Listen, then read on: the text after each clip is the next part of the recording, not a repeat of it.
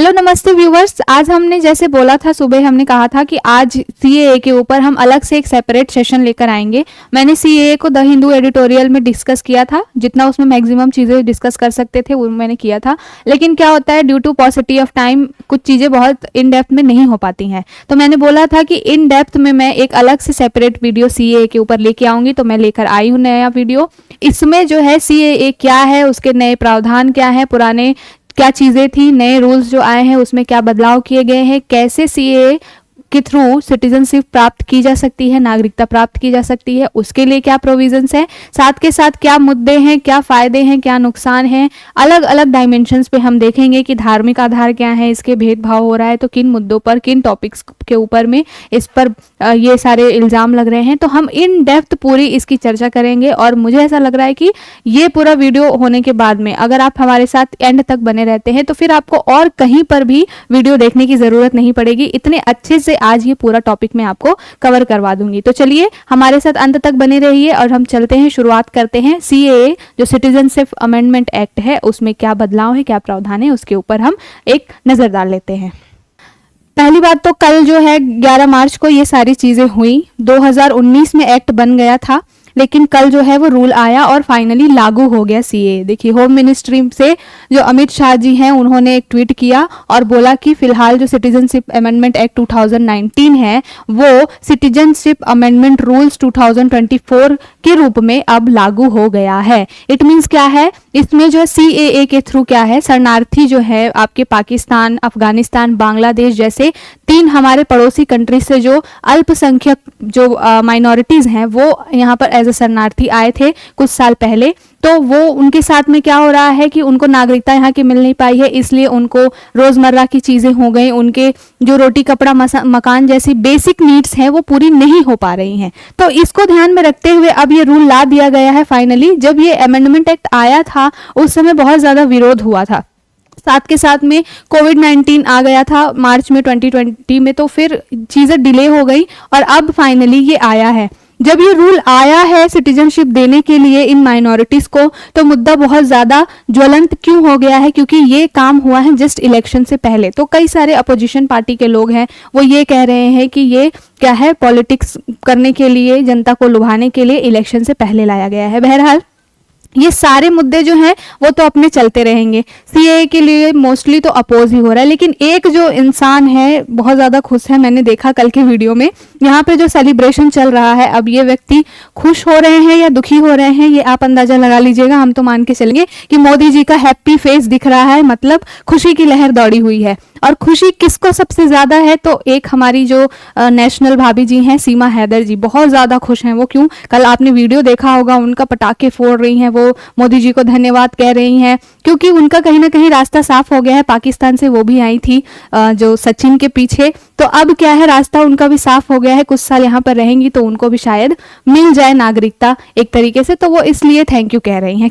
फिलहाल जो सीएए के लिए मुद्दा है वो क्या है कि हम देख लेंगे सीएए क्या है, उसमें क्या प्रोविजंस है और वो डेट क्या है जिसके पहले आने पर ही नागरिकता सीएए के थ्रू मिलेगी। तो सीमा हैदर जी खुश हैं, वो अच्छी बात है। वो 5 साल उनको भी रहना पड़ेगा, उसके बाद उनको नागरिकता पूरी तरीके से मिल पाएगी। लेकिन हम जो मुद्दा डिस्कस करने वाले हैं वो हम करने वाले हैं सीएए के ऊपर। तो चलिए देखते हैं सबसे पहले कि सीएए है क्या। सीएए जो है उसका फुल फॉर्म क्या है, citizenship amendment act, CAA 2019, citizenship amendment act यानी कि नागरिकता संशोधन विधेयक। ये सीएए क्या है, जो हमारे 3 पाकिस्तान, बांग्लादेश और अफगानिस्तान जो 3 हमारे पड़ोसी देश हैं वहां से आए हुए 6 अल्पसंख्यक समुदाय, उसमें कौन कौन है, हिंदू, बौद्ध, सिख, जैन, फारसी और ईसाई। ये जो 6 समुदाय हैं जो कि इन 3 देशों में, पाकिस्तान, 3 देश कौन कौन से हैं, वो 3 देश हैं आपके पाकिस्तान, अफगानिस्तान और बांग्लादेश।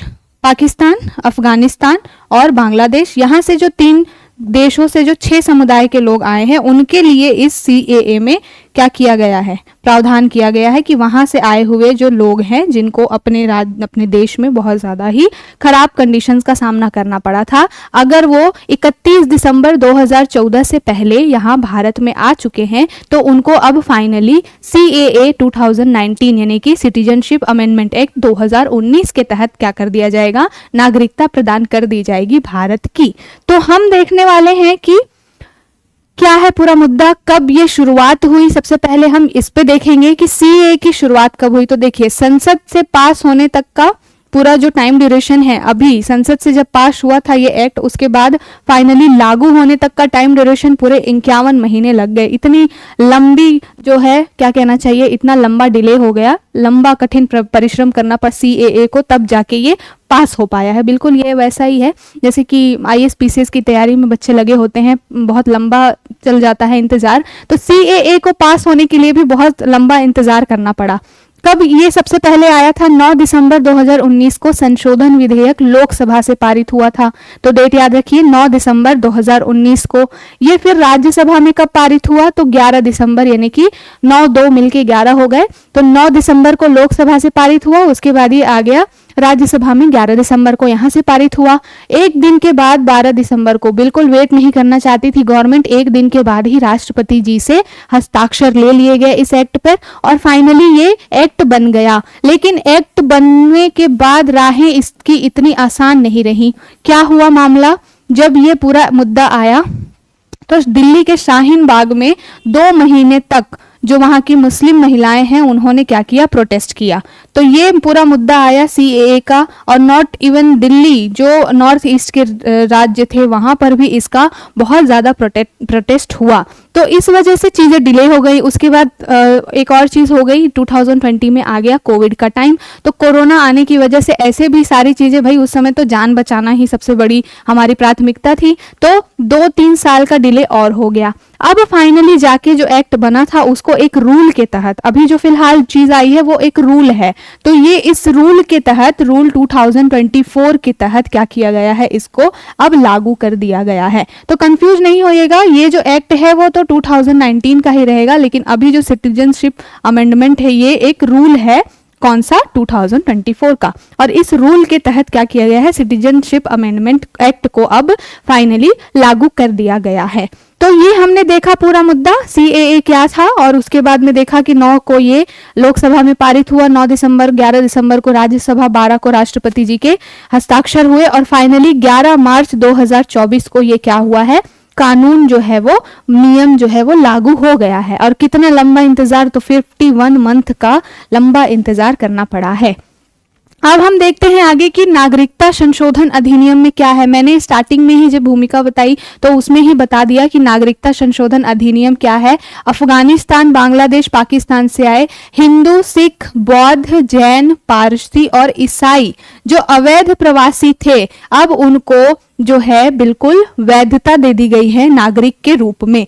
पहले क्या था कि नागरिकता संशोधन अधिनियम 1955 के तहत ये लोग जो थे वो अवैध शरणार्थी के रूप में यहाँ पर आए हुए थे, मतलब उनका आना इलीगल था। वो अपने देश में बहुत ज्यादा शोषित थे और वहां से अपनी जान बचा करके इन भारत में आए थे। भारत में भी मोस्टली नॉर्थ ईस्ट वाले एरियाज में आए थे। तो ये जो पूरा मुद्दा था ये सिटीजनशिप अमेंडमेंट एक्ट जो 1955 का था, उसके तहत ये लोग क्या थे, अवैध शरणार्थी के रूप में भारत में रह रहे थे। तो ये जब रह रहे हैं इतने टाइम से, तो वहां पे जिन एरियाज में ये रहते हैं वहां पे जो लोकल लेवल पे लोग हैं उनके साथ इनके टाइम पे कॉन्फ्लिक्ट होते रहते हैं। क्योंकि जो लोकल एरिया के लोग हैं उनको ये लगता है कि भाई उनके रिसोर्सेज जो क्या है वो शेयर करने पड़ रहे हैं, वो भी इलीगल जो अवैध शरणार्थी हैं उनके साथ में। तो ये पूरा मुद्दा था। फिर अभी फिलहाल इसको अमेंड करके क्या कर दिया गया है, इन शरणार्थियों को एक वैधता प्रदान कर दी गई है। तो ये आपको समझ में आ गया होगा कि CAA क्या है, संशोधन अधिनियम क्या है। अब चल लेते हैं कि पुराने प्रावधान क्या थे CAA में और अब नए प्रावधान क्या है, हम उनको भी देखेंगे। तो CAA के पुराने प्रावधान क्या थे, देखिए नागरिकता संशोधन अधिनियम जो 2019 का है उसको लागू होने से पहले क्या था, 1955 का नागरिकता संशोधन अधिनियम था। तो नागरिकता संशोधन अधिनियम 1955 में क्या प्रोविजंस थे और क्या ऐसे कारण थे जिनकी वजह से इन देशों से आए हुए लोगों को अवैध शरणार्थी का दर्जा दिया गया था, उसको हम देख लेते हैं। देखिए 1955 का जो सिटीजनशिप अमेंडमेंट एक्ट था उसमें 6 तरीके से नागरिकता देने की बात की गई थी। कौन कौन सा? पहला तो जन्म से। जन्म से कहने का मतलब है कि यदि माता पिता दादा दादी में से कोई पहले से भारत में रह रहा है तो उनकी जो संतानें हैं वो पैदा होती हैं, नई पीढ़ी जो आती है वह स्वतः ही क्या होती है, भारत की नागरिक होती है। तो ये पहला क्या मुद्दा था, जन्म से नागरिकता के मामले में। उसके बाद दूसरा एक तरीका है जिसके थ्रू नागरिकता मिलती है, वो है पंजीकरण की। पंजीकरण के थ्रू नागरिकता में क्या आता है कि अगर आप क्या हैं, पाकिस्तान बांग्लादेश, भारत में रह रहे थे पहले और अब क्या पाकिस्तान बांग्लादेश श्रीलंका या पूर्वी अफ्रीकन देश के नागरिक नहीं थे, मतलब कि एक तो कंडीशन है कि आप पहले भारत में रह रहे थे, दूसरी कंडीशन ये है कि इन कंट्रीज को छोड़कर कहीं रह रहे हैं। फिलहाल में इन 4 कंट्रीज को क्या है, प्रोहिबिट किया गया है, पाकिस्तान बांग्लादेश श्रीलंका और पूर्वी अफ्रीकी देश। तो अगर यहाँ के आप नागरिक नहीं थे, इनके अलावा किसी अन्य देश के नागरिक थे, तो आपको पंजीकरण के माध्यम से नागरिकता दी जा सकती है। ये प्रोविजन था जो सिटीजनशिप अमेंडमेंट एक्ट 1955 में। समझ में आ गई होगा दूसरा पॉइंट क्या, कि पहले आप कभी भारत में रह रहे हो लेकिन आपका मन बदल गया, आप विदेश चले गए, लेकिन विदेश में भी कहां, पाकिस्तान बांग्लादेश श्रीलंका और पूर्वी अफ्रीकी देशों को छोड़ करके, क्योंकि ये क्या है, मोस्टली जो है वो मुस्लिम बहुल देश है, ठीक है। तो इन 4 कंट्रीज को छोड़ करके इसके अलावा अगर आप किसी अदर कंट्री में जाते हैं और फिर वहां से आकर के आपको मन होता है कि मैं वापस से अपने भारत देश की नागरिकता लेना चाहता हूं या चाहती हूं, तो आपको पंजीकरण के थ्रू क्या मिलेगा, नागरिकता मिलेगी। ये दूसरा प्रावधान हुआ।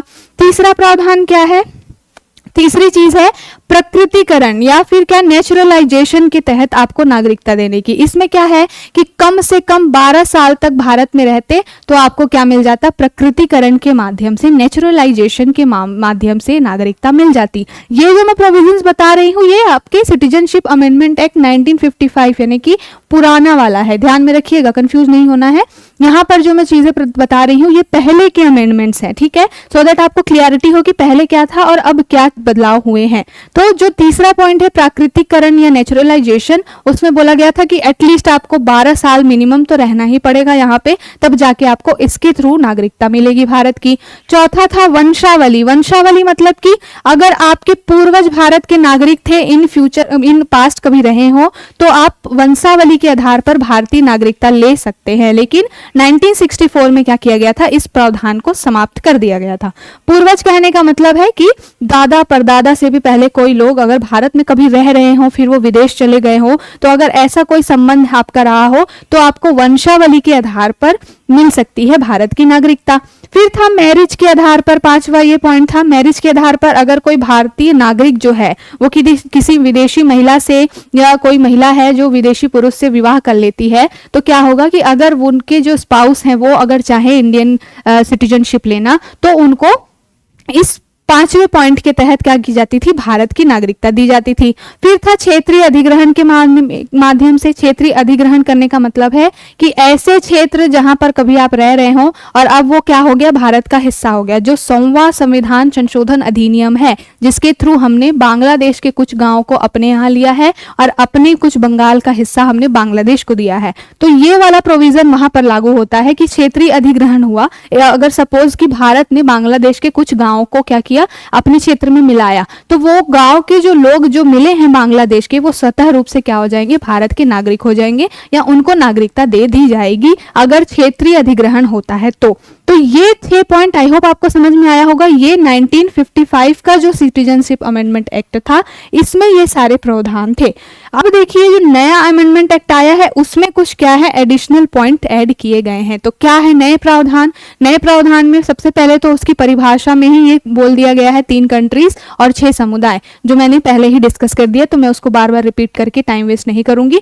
डेट टाइमलाइन जो मैंने बताई थी वो क्या है, 31 दिसंबर 2014। अब 31 दिसंबर 2014 क्यों, क्योंकि जब ये एक्ट आया था तो कब आया था, 2019 में, और जो सिटीजनशिप अमेंडमेंट एक्ट पुराना था उसमें ये था कि 11 साल पहले था कि 11 साल तक आपको भारत में रहना पड़ेगा तब जाके आपको मिलेगी नागरिकता, लेकिन जब उसको चेंज किया गया तो उस 11 साल के टाइम ड्यूरेशन को कम करके कर दिया गया 5 साल। मतलब अगर आप 5 साल से भारत में रह रहे हैं तो आपको भारत की नागरिकता दे दी जाएगी। तो ये टाइम लिमिट क्यों रखी गई थी 31 दिसंबर 2014 की नए वाले सिटीजनशिप एक्ट में? क्योंकि नया वाला सीएए कब आया 2019 में, और जो व्यक्ति 2014 से पहले आ गया और 2019, अब ये 5 साल का ड्यूरेशन क्या है, कंप्लीट हो गया है। 14 से लेकर के 19 तक 5 साल तक वो इंसान रह रहा है भारत में, तो ऐसे लोगों को दे दी जाएगी अब नागरिकता। इसलिए ये वाली डेट रखी गई थी 31 दिसंबर 2014 को। तो अगर आपको कोई पूछे कि यही डेट क्यों रखी गई है,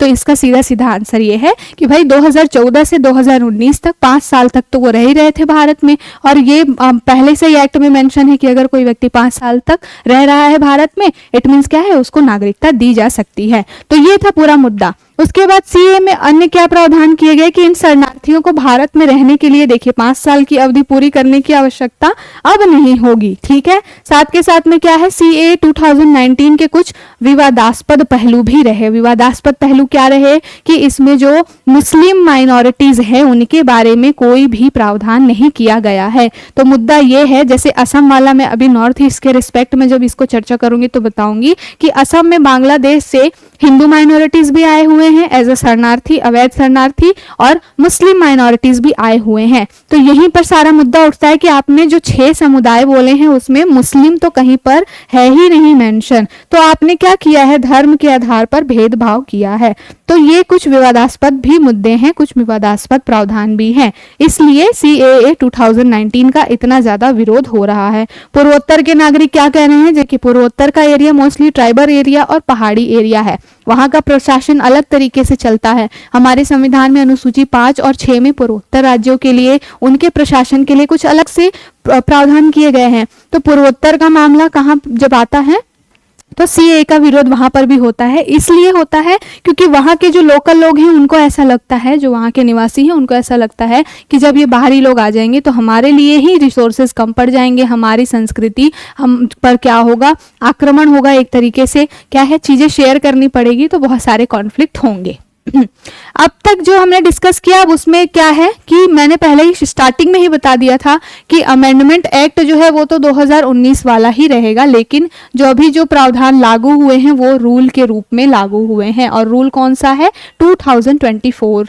तो मैं अभी बताऊंगी कि क्या पात्रता है जिसको फुलफिल करके क्या ऐसी योग्यताएं हैं जो होने पर सिटीजनशिप अमेंडमेंट एक्ट के तहत भारत की नागरिकता मिल सकती है। सीएए 2019 के तहत आपको नागरिकता मिल सकती है, ये जो शरणार्थी, अवैध शरणार्थी हैं उनको। तो पात्रता क्या है कि पाकिस्तान, बांग्लादेश और अफगानिस्तान से आए हों, ये 6 समुदायों से आप बिलोंग करने चाहिए, हिंदू होना, सिख होना, बौद्ध होना, जैन, पारसी और ईसाई, इन 6 समुदायों में से कोई एक होना चाहिए।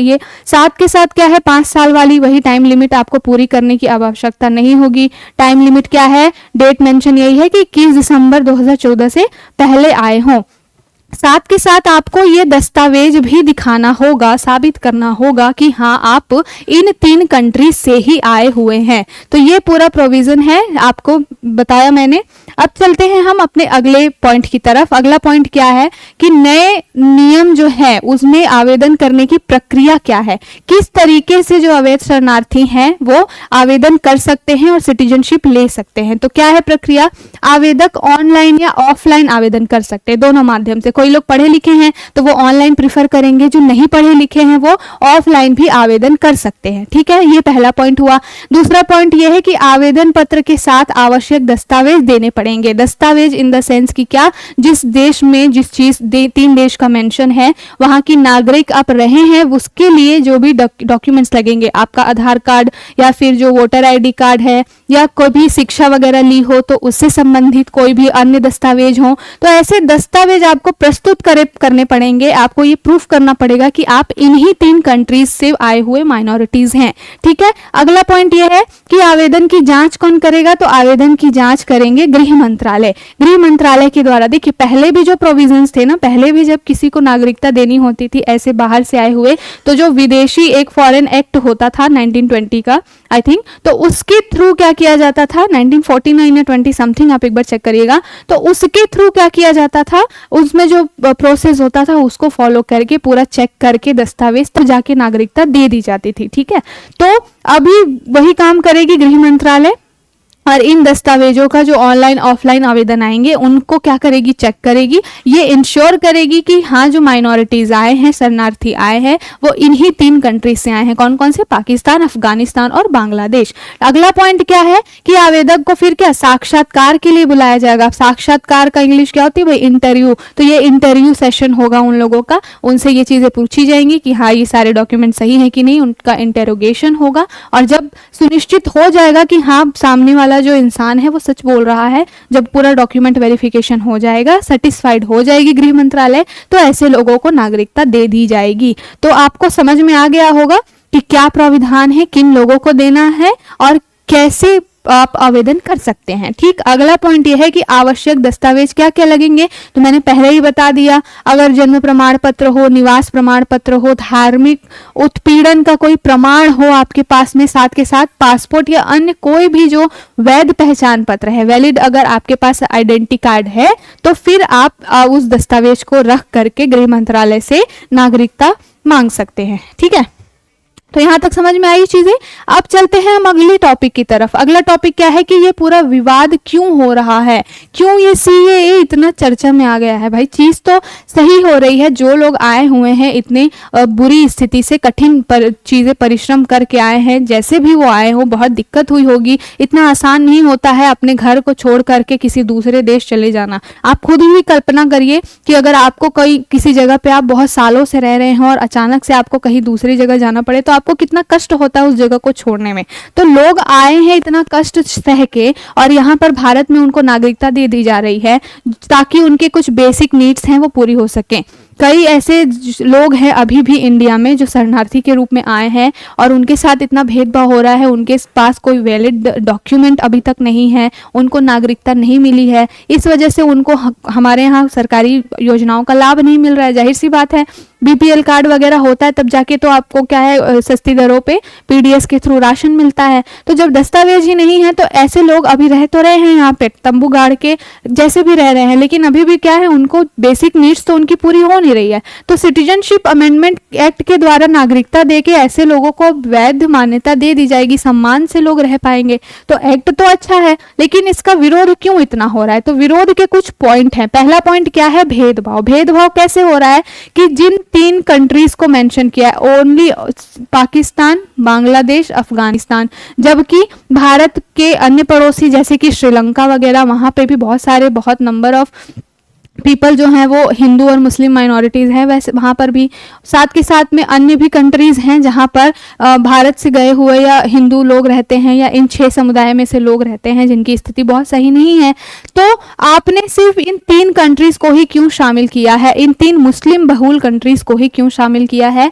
सरकार के खिलाफ ये एक पॉइंट उठ रहा है और इसके आधार पर क्या है पूरा विवाद चल रहा है। अब देखिए इसमें राजनीति बहुत होगी, सत्ता पक्ष अपना पक्ष रखेगा, विपक्ष चाहेगा कि भाई इलेक्शन का टाइम है तो कहीं ना कहीं से कुछ 2-4 वोट एक्स्ट्रा मिल जाएं, तो इसलिए वो इतने इस सेंसिटिव मुद्दे को अलग अलग एंगल दे करके क्या करेंगे, उसका विरोध करेंगे। लेकिन हम जो वैलिड पॉइंट्स हैं उस पर चर्चा करेंगे और ये आपके एग्जाम के लिए भी इंपॉर्टेंट है कि जब आपसे पूछा जाए कि भेदभाव के आधार क्या है, तो एक तो ये धार्मिक मुद्दा आ जाएगा, ठीक है। दूसरी बात ये आ जाएगी कि भारत को कहा जाता है धर्मनिरपेक्ष देश, संविधान में ये चीज मेंशन है, और आप कहीं ना कहीं केवल हिंदू माइनॉरिटीज को या केवल 6 समुदायों को ये नागरिकता का प्रावधान करके मुस्लिमों की समानता के अधिकार का क्या कर रहे हैं, हनन कर रहे हैं। तो ये भेदभाव वाला एक पॉइंट है। दूसरा पॉइंट क्या है, वही धार्मिक आधार सेम है कि क्या है, केवल जो मुस्लिम को छोड़ करके बाकी सभी को क्या है दे दिया गया है कि आप अपनी यहाँ पर नागरिकता ले सकते हैं। मुस्लिमों ने ऐसा क्या अपराध किया है जिसकी वजह से इनको नहीं मिल रहा है? तो ये पूरा मुद्दा जो मुस्लिम कम्युनिटी के लोग हैं, जो उनके वक्ता है, अभिवक्ता है, वो कह रहे हैं कि ये क्या है, धार्मिक आधार पर भेदभाव है। अपोजिशन भी सेम कहेगा क्योंकि इलेक्शन का टाइम है, वोट पाना है। तो अगला क्या है, जब इस सीएए के लेकर के पूरा विवाद उठता है तो सीएए के साथ में एक एनआरसी का कॉन्सेप्ट है, उसकी भी बड़ी चर्चा होती है। हालांकि दोनों अलग अलग कॉन्सेप्ट हैं, लेकिन क्या है, लोगों को इतनी अवेयरनेस नहीं है, लोग इतने पढ़े लिखे नहीं हैं, या कई लोग ऐसे हैं कि धर्म के आधार पर क्या करना चाहते हैं, ब्रेन वॉश करना चाहते हैं, ये सरकार के खिलाफ भड़काना चाहते हैं, तो वो मिस इन्फॉर्मेशन को फैलाते हैं। तो जब बात सीएए की आती है तो लोग कहते हैं कि सीएए की वजह से उनकी नागरिकता चली जाएगी या एनआरसी की वजह से नागरिकता चली जाएगी, मुस्लिमों के ऊपर ये बहुत शोषण हो रहा है, एक तो सीएए ला दिया, अभी एनआरसी के ऊपर भी कुछ ना कुछ करेंगे ही, क्योंकि जब सीएए आया था उसी समय एनआरसी का भी मुद्दा चल रहा था, लेकिन सीएए तो फाइनली लागू हो गया, लेकिन अभी एनआरसी वाला मुद्दा अभी भी अटका हुआ है। तो एनआरसी क्या है, एनआरसी का जो फुल फॉर्म है वो है नेशनल रजिस्टर ऑफ सिटीजनशिप। तो ये नाम में ही इसके है रजिस्टर। अब यहाँ पर रजिस्टर में रजिस्ट्रेशन होगा सिटीजन्स का, और यहाँ पर क्या है, नागरिकता देने की बात है। तो दोनों के बीच में डिफरेंस समझिएगा, सीएए या एनआरसी किसी के भी थ्रू नागरिकता नहीं जा रही है किसी भी व्यक्ति की, इसमें क्या है, नागरिकता देने का प्रावधान है, छीनने का प्रावधान नहीं है। तो सीएए के थ्रू नागरिकता मिलेगी ऐसे शरणार्थियों को जो आए हैं किसी उम्मीद में भारत में, और उनको क्या है, अभी कठिन स्थितियों का, परिस्थितियों का सामना करना पड़ रहा है, सीएए के थ्रू उनको नागरिकता मिलेगी तो सम्मान के साथ वो भारत में रह पाएंगे। एनआरसी में क्या होगा कि जो भी नागरिक है भारत के फिलहाल में, या इस एक्ट के थ्रू जो भी बन जाएंगे, एनआरसी में एक रजिस्टर बिल्ड की जाएगी, उसमें आपके इंपॉर्टेंट दस्तावेज होंगे कि हाँ आप भारत के नागरिक है। ये सिर्फ एक रजिस्टर है, इसमें ना तो किसी को जोड़ा जा रहा है ना ही किसी को निकाला जा रहा है, सिर्फ आपके जो डॉक्यूमेंट्स हैं उनको वेरीफाई करके यहाँ पर आपको एक रजिस्टर में सूचीबद्ध किया जा रहा है। तो दोनों के बीच में हमेशा कंफ्यूजन रहता है, जब भी सीए का मुद्दा उठता है तो एनआरसी का भी मुद्दा उठ जाता है। तो इसलिए मैंने यहाँ पर आपको डिस्कस किया कि डिफरेंस पता होना चाहिए, इससे किसी की नागरिकता जा नहीं रही है, सीएए के थ्रू नागरिकता मिलेगी, और एनआरसी के थ्रू क्या होगा, जो नागरिक ऑलरेडी है उनको दस्तावेजीकरण करके रजिस्टर किया जाएगा। तो ये है पूरा मुद्दा। अब चलते हैं हमारे अगले पॉइंट की तरफ। जब भी मैंने स्टार्टिंग में ही बताया कि सीएए जब आया है तभी से दो कम्युनिटीज जो है वो बहुत ज्यादा विरोध कर रही है। कौन कौन सी? एक तो मुस्लिम कम्युनिटी का अलग पक्ष है, और दूसरा जो कम्युनिटी विरोध कर रही है वो है नॉर्थ ईस्ट के जो लोग हैं, पूर्वोत्तर राज्य के जो लोग हैं, वो भी इस सीएए का बहुत ज्यादा ही विरोध कर रहे हैं। विरोध का कारण क्या है? Inner line permit. तो जब सीएए का चर्चा होगा तो फिर नॉर्थ ईस्ट की बात होगी, और नॉर्थ ईस्ट की बात होगी तो इनर लाइन परमिट की बात होगी। फिर आपको लगेगा कि ये क्या नई बला है, तो मैं यहाँ पे बता दूं कि इनर लाइन परमिट क्या है। पूर्वोत्तर भारत में जब औपनिवेशिक काल था तो 1873 में एक बंगाल ईस्टर्न फ्रंटियर रेगुलेशन आया था। ये बंगाल ईस्टर्न फ्रंटियर रेगुलेशन 1873 का आया था। इसके थ्रू ये प्रोविजंस किए गए थे, अंग्रेजों ने ये प्रोविजन किया था कि जो पहाड़ी राज्य है, पूर्वोत्तर राज्य है, वहां विदाउट परमिशन कोई अन्य राज्य से व्यक्ति नहीं जा सकता। उसको अगर वहां पर जाना है तो पहले ये इनर लाइन परमिट वाला जो दस्तावेज है ये लेना पड़ेगा। अगर किसी के पास ये दस्तावेज है तभी तो उसको इन पहाड़ी क्षेत्रों में एक्सेस मिलेगा, अदरवाइज आपको वहां पर नहीं रहने दिया जाएगा और आपको वहां पे क्या है, जमीन वगैरह खरीदने नहीं दिया जाएगा। ठीक है, तो इनर लाइन परमिट क्या है? एक आधिकारिक यात्रा दस्तावेज है जो किसी भारतीय नागरिक को सीमित अवधि के लिए दिया जाता है, और किस क्षेत्र में? तो संरक्षित क्षेत्र में या फिर आरक्षित क्षेत्र में आंतरिक यात्रा करने की, यानी कि वहां पर एंट्री लेने की। तो ये जो नॉर्थ ईस्ट वाला मुद्दा सीएए को लेकर अपोज किस लिए करता है कि इसीलिए करता है, नॉर्थ ईस्टर्न एरियाज में सबसे ज्यादा पहाड़ी या फिर क्या है, ट्राइबल्स रहते हैं ना। तो ट्राइबल्स की एक विशेष संस्कृति होती है। जनजाति की परिभाषा यही है कि उनकी एक विशेष संस्कृति, उनका एक विशेष धर्म, उनकी एक अलग भाषा होती है। तो ये पूरा विवाद जब सीएए का आता है तो क्यों ये विवाद उठता है, उसका बॉयकॉट क्यों हो रहा है? इसलिए हो रहा है क्योंकि वहाँ के जो लोग हैं, स्थानीय लोग हैं नॉर्थ ईस्ट के, उनको ऐसा लगता है कि ये बाहरी लोग जब आ जाएंगे तो उनकी संस्कृति कहीं ना कहीं क्या होगी, टकराव होगा उसके बीच में, और उनके लिए अपने नेचुरल रिसोर्सेज कम हो जाएंगे, उनकी संस्कृति के लिए खतरा है, धर्म के लिए खतरा है, भाषा के लिए खतरा है। इसलिए नॉर्थ ईस्ट में इसका अपोज होता है। नॉर्थ ईस्ट में भी सबसे ज्यादा असम में इसका अपोज हो रहा है। क्यों? क्योंकि असम में ही सबसे ज्यादा बांग्लादेश से शरणार्थी आए हैं, और उसमें भी हिंदू भी हैं, मुस्लिम भी हैं, यानी कि ऐसा नहीं है कि केवल हिंदू माइनॉरिटीज आए हैं, वहाँ पे मुस्लिम माइनॉरिटीज भी आए हैं। तो असम में दो तरीके से विवाद चल रहा है। जो वहाँ के लोकल लोग हैं वो कह रहे हैं कि यहाँ किसी को भी नागरिकता मत दो, ना तो हिंदू माइनॉरिटी को दो, ना तो मुस्लिम माइनॉरिटी को दो, क्योंकि वो हमारे रिसोर्सेज का यूज करेंगे तो हमें संसाधनों की कमी हो जाएगी। जो वहाँ पर आए हुए शरणार्थी हैं उसमें ये कॉन्फ्लिक्ट चल रहा है कि केवल हिंदू शरणार्थियों को ही क्यों ये दिया जा रहा है नागरिकता, हम मुस्लिमों को क्यों नहीं दिया जा रहा है। तो ये पूरा विवाद है और ये इनर लाइन परमिट से रिलेटेड है। अब ये इनर लाइन परमिट किन राज्यों को मिला है, तो 4 पूर्वोत्तर राज्यों को ये मिला है, अरुणाचल प्रदेश, नागालैंड, मिजोरम और मणिपुर। इसके साथ साथ असम के भी कुछ हिस्सों में इसको लागू किया गया है। तो आई होप आपको समझ में आया होगा कि CAA क्या है, नागरिकता रजिस्टर जो है NRC क्या है, और इनर लाइन परमिट क्या है, मुद्दा क्या है और क्यों इसका विरोध हो रहा है। अब देख लेते हैं कि चूंकि चुनाव का मुद्दा चल रहा है तो राजनीति तो करना बनता ही है। अभी ये लोग कुछ कर तो पा नहीं रहे हैं बेचारे, इंडियन अलायंस बनाते हैं, कभी बनता है कभी टूटता है, और ये व्यक्ति जो है वो क्या कहते हैं, इनको तो बीजेपी का चाणक्य कहा ही जाता है, सबको पता है। तो इनके आगे कुछ चल तो रही नहीं है इन पार्टीज की, लेकिन फिर भी अपने तरफ से कोशिश करना तो हर कोई चाहता है ना कि अब मुद्दा अच्छा है तो चुनाव का टाइम है, भुना ले कहीं ना कहीं से ताकि कुछ वोट का फायदा हो जाए।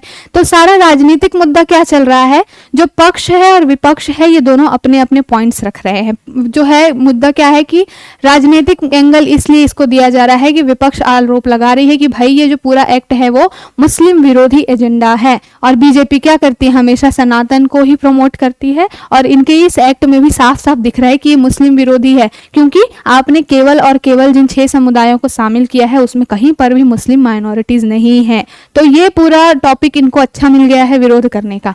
अब सरकार का क्या कहना है, सरकार का कहना है कि भाई CAA धार्मिक उत्पीड़न के शिकार हुए अल्पसंख्यकों के लिए है, और वो अल्पसंख्यक जिन कंट्रीज से आ रहे हैं वहाँ पे वो माइनॉरिटी हैं। जो 3 कंट्रीज है वहाँ पे मुस्लिम बहुलता में है, तो उनको कोई दिक्कत है नहीं। दिक्कत क्या है, इन माइनॉरिटीज को, इन अल्पसंख्यकों को, इसलिए हमको देना पड़ रहा है उनको नागरिकता, क्योंकि उनकी स्थिति बहुत पहले से ही खराब है। तो दोनों के अपने अपने पक्ष हैं, और वो कह रहे हैं कि इसका CAA से कोई ऐसा लेना देना नहीं है कि हम भेदभाव कर रहे हैं हिंदू और मुस्लिम में। मुद्दा सिर्फ ये है कि जो लोगों को जिन 3 कंट्रीज की बात की गई है वहाँ पर ये अल्पसंख्यक आते हैं, इनके साथ बहुत ही खराब चीज़ें हो रही हैं, इस वजह से हमको उनको नागरिकता देनी पड़ रही है। ठीक है, अब देख लेते हैं। अब तक हमने सारी चीज़ें डिस्कस की, हमने उसके पॉलिटिकल एंगल्स भी देख लिए और क्या प्रावधान है ये सब भी देख लिए। अब थोड़ा देख लेते हैं फायदे और नुकसान क्या होंगे CAA के, क्योंकि जब आपसे एग्जाम में क्वेश्चन पूछेगा तो ऐसे ही पूछेगा, एक तो फायदा पूछेगा, एक नुकसान पूछेगा और फिर वे फॉरवर्ड पूछेगा। आपसे प्रशासनिक अधिकारी के रूप में ये उम्मीद की जाएगी कि आप अगर होते वहाँ के DM होते तो आप इस पूरे सिनेरियो को कैसे हैंडल करते। तो ये माइंड भी बनाते चलिए, फील करा करिए कि आप भी हैं कुछ, आप भी DM बन चुके हैं, ऐसा फील करा करिए। और आप ये सोचा करिए कि भाई ये जो एंगल आया, ये जो मुद्दा आया, इसको मैं कैसे डील करूंगा या करूंगी, है ना। तो नागरिकता संशोधन अधिनियम के क्या फायदे हैं, क्या नुकसान है, इस पर हम देख लेते हैं। सबसे पहले तो फायदा क्या है भाई इसका, तो अपोजिशन पार्टी जिस चीज को हथियार बना के अपोज कर रही है CAA का, रूलिंग पार्टी ने उसी को बना दिया है अपना क्या अस्त्र बना दिया है। देखिए ये चाणक्य की खूबी है हमारे, ठीक है। तो फायदा क्या बताया गया है कि भाई ये लोग धार्मिक उत्पीड़न का शिकार हुए अल्पसंख्यक हैं, जो शरणार्थी हैं, इनकी इतनी बुरी कंडीशन है, अब इनको क्या कर दिया जाएगा, अगर वैध दर्जा दे दिया जाएगा तो ये भी शान से रहेंगे, इनकी भी लाइफ स्टैंडर्ड सुधरेगी, अच्छे से जीवन यापन करेंगे। दूसरा चीज क्या है कि सरकार का कहना है कि भाई शरणार्थियों की मदद करने के लिए ये बनाया गया है, कोई भी धार्मिक उत्पीड़न का शिकार ना हो, ये सरकार का एजेंडा है। तो इसको भी उन्होंने कॉन्स्टिट्यूशनल एंगल दे दिया कि भाई धर्म के आधार पर कोई भी दबा कुचला ना रह जाए, उनके साथ कोई भेदभाव ना हो, इसलिए हम ये पूरा लेकर के आए हैं। साथ के साथ एक बड़ा ही सॉलिड पॉइंट दिया है अब सरकार ने या पक्ष ने। फायदा क्या है इसका, ये बताया है कि सुरक्षा के लिहाज से CAA बहुत ही इंपॉर्टेंट है। अब लोग कहेंगे कि भाई दूसरे देश से आए हुए इतने सारे लोगों को आप नागरिकता दे रहे हो और फिर कह रहे हो कि सुरक्षा का मामला ऐसे आएगा कि अभी क्या है, इन जो माइनॉरिटीज हैं, जो अल्पसंख्यक अवैध शरणार्थी हैं, इनके पास में वैध तो कुछ दस्तावेज है नहीं, तो ये क्या है, आराम से अभी रह रहे हैं, अपने आप को कह देते हैं कि हाँ हम यहाँ से भाग के आए हुए शरणार्थी हैं। अब जब तक कानून नहीं होगा तब तक इनसे डॉक्यूमेंटेशन वाली चीज़ें भी नहीं होती हैं, तो इसमें क्या होता है, कई घुसपैठिए आ जाते हैं, कई आतंकवादी आ जाते हैं और झुग्गी झोपड़ियों में रहने लगते हैं, और फिर वो क्या करते हैं, जो भारत की इंटरनल सिक्योरिटी है उसको थ्रेट पहुंचाते हैं। ठीक है, तो अब अगर सीएए के थ्रू क्या किया जा रहा है, प्रोविजंस कर दिया गया, मतलब अब जिस व्यक्ति को नागरिकता चाहिए, ऐसे लोगों को, अवैध शरणार्थियों को, तो उनको क्या करना पड़ेगा, दस्तावेज प्रस्तुत करने पड़ेंगे। जब दस्तावेजों का वेरिफिकेशन होगा तो उसमें पता चल जाएगा ना कि कौन वाकई में उत्पीड़ित है, सही से आया है कि नहीं उस जगह से, या कोई ऐसे ही घुस आया है। तो एक मुद्दा तो ये हो जाएगा। तो सुरक्षा के एंगल को देखा जाए तो सीएए का बहुत फायदा है, ये कहना है जो सत्ता पक्ष है उसका, जो हमारी सरकार है उसका। ठीक है, साथ ही साथ सरकार का यह भी कहना है कि ये कानून क्या करेगा, भारत में कुशल श्रमिकों और उद्यमियों को आकर्षित करेगा। भाई अभी जो वर्तमान में इतने सारे लोग हैं, ये नेगेटिव पॉइंट में भी आ जाएगा कि जो वर्तमान में इतने लोग हैं वो तो इतने बेरोजगारी के शिकार हैं, उनको तो रोजगार दे नहीं पा रहे हैं उतने, उनको तो कुशलता, कोशिश बहुत कर रही है गवर्नमेंट, लेकिन अभी कहाँ सबको नहीं मिल पाई है। लेकिन क्या है, इसमें भी एक फैक्टर इन्होंने जोड़ दिया कि भाई ये हमारी अर्थव्यवस्था को बेनिफिट करेगा, ज़्यादा लोग आएंगे तो ज़्यादा कुशल श्रमिक मिलेंगे हमको, तो हमारी अर्थव्यवस्था कहीं ना कहीं अच्छी होगी, मजबूत होगी।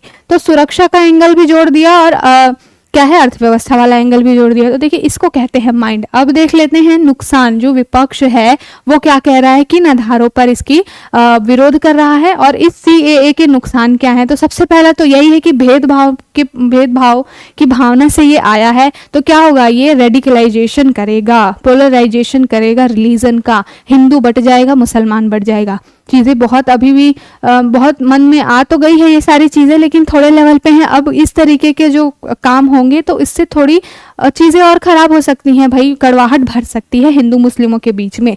तो कहीं ना कहीं ये जो है वो धार्मिक आधार पर बांटने की कोशिश कर रहा है, ऐसा कहना है अपोजिशन का, और ये इस सीएए के नुकसान बताए गए हैं। ठीक है, तो आपको समझ में आ गया होगा कि क्या है कहना पार्टी, सत्ता पार्टी का, और क्या है कहना विपक्ष की पार्टी का। मैंने पूरी चीज़ें यहाँ पर बताई कि ये संविधान का उल्लंघन करता है। संविधान धर्मनिरपेक्षता की बात करता है कि हमारे लिए सभी धर्म समान हैं और राज्य किसी भी धर्म विशेष को कोई संरक्षण प्रदान नहीं करेगा। ये धर्मनिरपेक्षता इस सीएए के थ्रू कहीं ना कहीं ब्रीच हो रही है, क्योंकि यहाँ पर सभी धर्मों को समान अधिकार नहीं दिया गया है। कुछ 6 जो विशेष समुदाय हैं उन्हीं के लिए बात की गई है। तो ये सीएए के नुकसान की बात की गई है, इसीलिए सीएए को रिजेक्ट करने की बात चल रही है। तो ये था पूरा मुद्दा। पूर्वोत्तर के बारे में मैंने बता ही दिया कि पूर्वोत्तर में क्या प्रभाव होगा भाई, कि स्थानीय लोगों का डर जब होगा, मणिपुर की हिंसा देखी होगी, जब वहाँ पे लोग रह रहे हैं पहले से, मैतेई और कुकी, उनके बीच में ही अपने जो कॉन्फ्लिक्ट इतने चल रहे हैं। तो अब मान लीजिए कि 2 भाई आपस में लड़ रहे थे। चलिए इन सब के बाद अब एक और एंगल, वही मैंने पूर्वोत्तर वाला जो बताया कि पूर्वोत्तर भारत का क्या कंसर्न है कि जो स्थानीय लोग हैं उनके बीच में डर की भावना बहुत ज्यादा बढ़ जाएगी। देखिए पहले से ही, जैसे मणिपुर का एग्जांपल ले लीजिए, ऑलरेडी मणिपुर में मैतेई और कुकी इन्हीं सब चीजों की वजह से तो लड़ाई कर रहे हैं। अब 2 भाई पहले से ही लड़ रहे थे, अब तीसरा पड़ोसी कहीं ना कहीं पता नहीं कहाँ से आ गया है। अब ये 3 लोगों के बीच में जब पूरा मामला होगा, लड़ाई होगी, तो वो किस लेवल पे जाएगी ये कल्पना करना भी क्या है, थोड़ा मुश्किल है। तो पूर्वोत्तर का ये कंसर्न है, स्थानीय लोगों का डर, वहां पर क्या होगा, क्षेत्रीय लोग जो हैं उनके संस्कृति और पहचान को खतरा, तो इस वजह से कॉन्फ्लिक्ट होगा। तो ये पूरा था सीएए के लेकर के, क्या उसके प्रावधान, क्या उसमें फायदे, क्या उसके नुकसान, सारी चीजें। दूसरा पॉइंट मैंने ये एनआरसी वाला आपको डिस्कस कर दिया गया कि एनआरसी के साथ संबंध क्या है। सीएए को एनआरसी के साथ जोड़कर देखा जाता है। क्यों? क्योंकि भारत में रहने वाले सभी जो नागरिक हैं उनके लिए ये पूरा रजिस्टर रहेगा, तो इसलिए जोड़ के देखा जा रहा है कि जो पहले से नागरिक हैं वो तो इसमें आएंगे ही आएंगे, जो अब नई नागरिकता मिलेगी जिन लोगों को, वो भी इसके अंदर आ जाएंगे। अब इंडिया की पॉपुलेशन और बड़े लेवल पे हो जाएगी, फिर और रिसोर्सेज की कमी, और बहुत सारे मुद्दे आएंगे। और अब इससे रिलेटेड 2-4 और अलग अलग एंगल्स के थ्रू आपको देखिएगा समय समय पर चीजें मिलेंगी नए नए। तो आज के लिए इतना ही। आई होप आपको आज का ये सेशन अच्छा लगा होगा। मैंने जैसे बोला था कि मैं स्टार्टिंग में ही मैंने बोल दिया था कि अगर आप ये पूरा वीडियो फॉलो कर लेते हैं शुरू से अंत तक, तो आपको फिर कहीं और वीडियो देखने की, अपना टाइम वेस्ट करने की ज़रूरत नहीं है। इतने इन डिटेल मैंने इस चीज़ की चर्चा कर दी है। तो आपको हमारी ये पहल, हमारा ये सेशन अच्छा लगा हो तो हमारे क्लासमेट गुरु चैनल को ज़्यादा से ज़्यादा लाइक करें, शेयर करें, सब्सक्राइब करें और हमारे साथ ऐसे ही बने रहें, हमारे साथ जुड़े रहें। Thank you so much.